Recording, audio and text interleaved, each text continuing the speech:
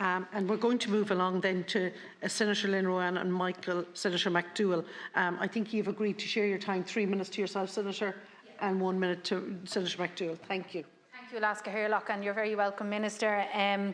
I think it's not often I raise a local issue in the Chamber since I've been here in 2016, but this is one, I suppose, that's extremely close to my heart. School Creero Nafra, Sacred Heart School in Killinarden, is facing serious financial trouble. This school opened in 1980 and now caters to what is 3 generations really of the Killinarden community. Killinarden is an extremely tight community. We look after each other. What we don't have in financial capital and social capital, we have in human capital in terms of how we care for each other. To have a school that could potentially close, that understands the context and historical nature of the community in the way that it does, is not just a travesty in terms of the children's education, but it actually threatens the social cohesion and fabric of that very community in the first place. Our community experiences a lot of hardship, and the school is the most consistent place that we will experience throughout our day. And even beyond the educational pieces, we have to look at the fact that even the SNAs in that school are local women. And we know that everybody is minding each other and looking out for each other. The school originally catered for 400. The population of the school has gone down. What the school needs, and I do know the minute that Minister Helen McEntee has engaged and is saying she will give an advancement of capitation, but this is a short-term solution, which we need bigger picture thinking here. The school needs to have double capitation. Currently it's using its DESH funding that's supposed to be there to bridge gaps, that used to pay for art therapy, for music therapy, for additional extracurricular activity, are now paying bills.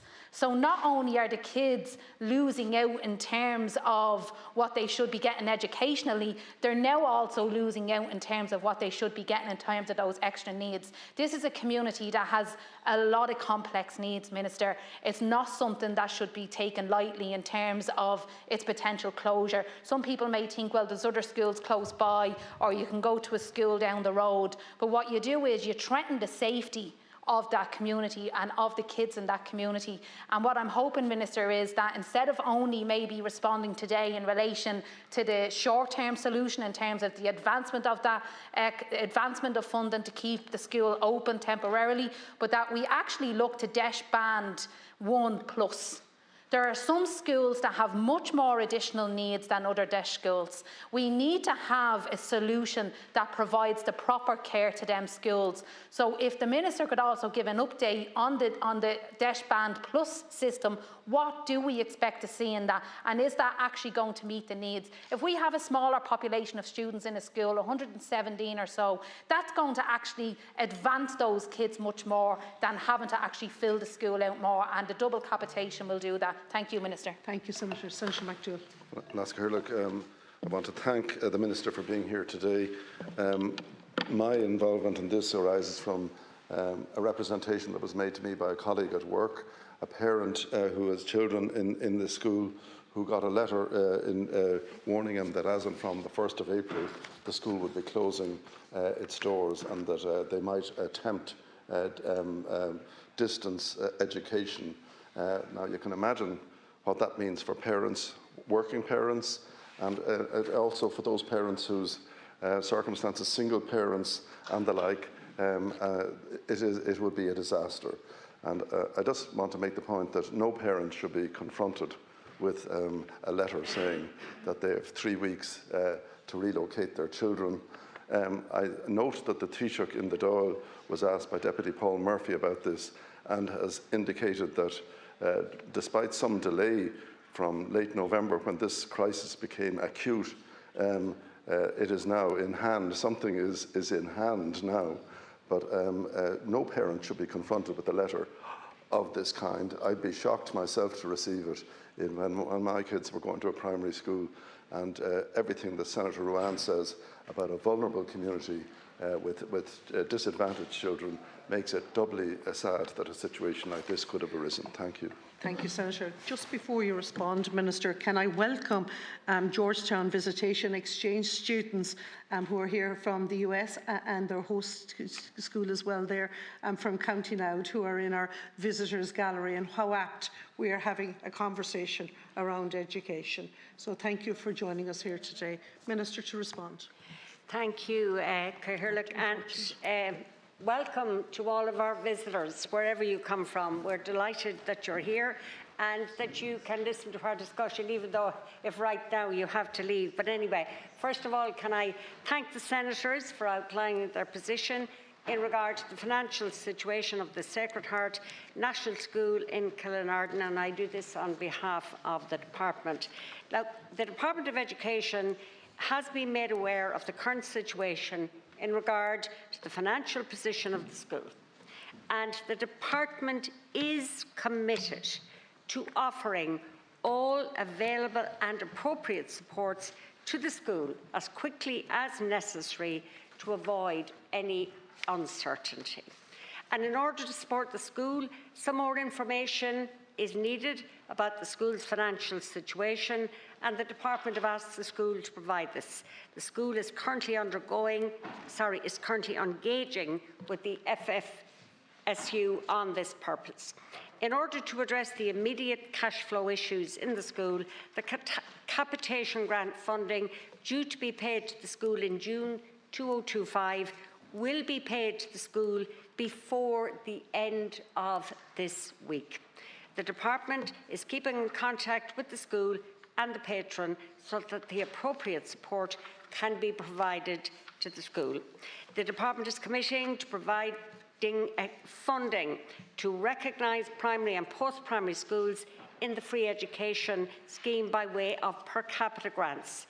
The two main grants are the capitation grant to cater for day-to-day running costs such as heating, cleaning, insurance, general upkeep, and the ancillary grant to cater for the cost of employing ancillary services staff. Schools have the flexibility to use capitation funding provided for general running costs and ancillary funding provided for caretaking and secretarial services as a common grant from which the Board of Management can allocate according to its priorities, except, of course, for the employment of relevant secretaries as per Circular 0036/2022. As part of the capitation package in Budget 22, the department is pleased to have secured over 30 million as a permanent increase in capitation funding to assist schools now and longer term with increased day-to-day running costs. This represents an increase of approximately 12% on current standard rates and enhanced rates. This increase on top of approximately 9.2% increase from last year's budget.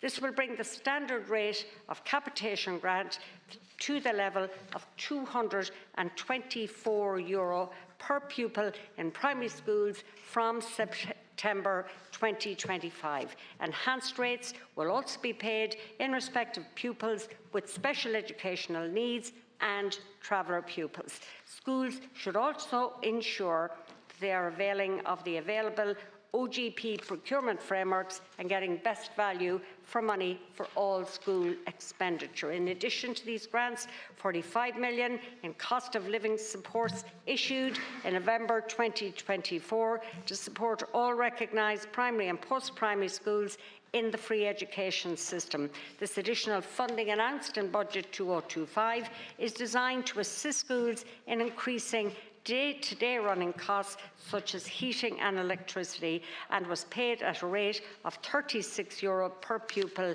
in primary schools. The Financial Services Unit, FFSU, funded by the department, is an important source of advice and support to schools in financial matters, including budgeting and cash flow management. Thank you. I'm going to give you a minute each to respond. Is that okay? Thank you very much. Thank you, Minister.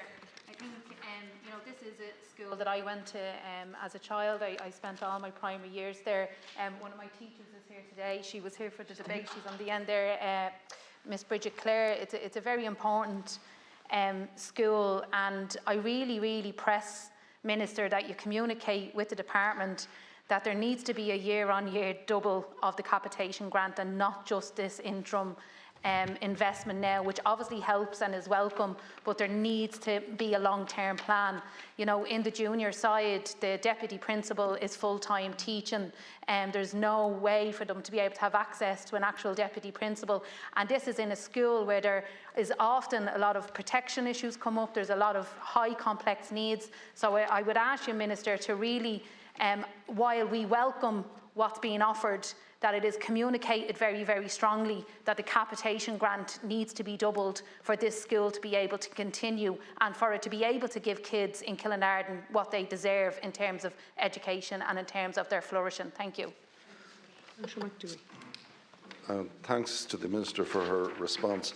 I do want to emphasise this, though. The Minister, as an educationalist herself, will appreciate that this kind of crisis should not take place, and that there should be an early warning system rather than a fire brigade action at the end of a period of time. My information is that the crisis that was emerging in this school was present for some time, and I'm glad to see that the Financial Services Support Unit has been engaged by the department now to support the school, and that the particular funding, which the acceleration in payments of has been put in place. But I do think that two lessons have to be learned from this. Parents should not be treated in this way in any circumstance. It's a terrible shock to parents to receive a letter of the kind that my work colleague received. And secondly, that the early warning system in the department should operate much faster, FSSU get involved much faster, and the shock letter that was sent to the parents threatening to close their school with effectively 2 weeks' notice, that kind of situation should not recur. Thank you, Minister. Thank you, Senators. Of course, I can't comment on the response of the Department of Education, but as a TD in this House, I can fully understand what both Senators are saying to me and the awful shock on parents and families. Can I thank the Senators for giving me the opportunity to outline the position in regard to the financial situation at the Sacred Heart Junior National School in Killinarden and the ongoing support the Department of Education is providing. And while the FSSU, on behalf of the department, plays a crucial role in this process, in order for the department to engage with current financial situation, the school needs to engage with the FSSU for this purpose. The department wishes to expedite this engagement, and the school is now constructively engaging with the FSSU. I hope that the situation will resolve itself and that the school, which both of you care so much about, will not be in the current position that it is, but that the parents and the students in that school can look forward to a future that perhaps 3-6 months ago they weren't quite so sure of. Thank you, Minister. Thank you, both Senators.